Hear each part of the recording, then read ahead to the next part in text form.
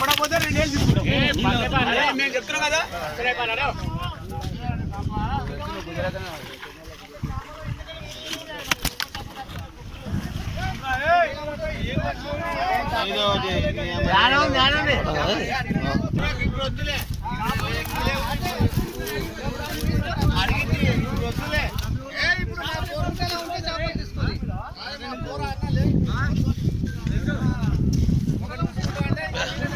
Lord.